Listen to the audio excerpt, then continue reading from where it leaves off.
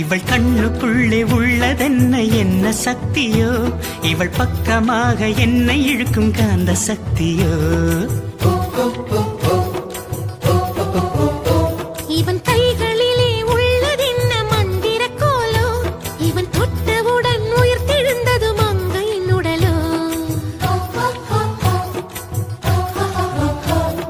காதல் ஒரு பரமபதம், கண்ணிரண்டில் தாயம் விழும். காதல் ஒரு பரமபதம், கண்ணிரண்டில் தாயம் விழும். ஏணி மேலே ஏறும்போது காதல் பாம்பு தீண்டினாள், விழாமலே இருக்க முடியுமா?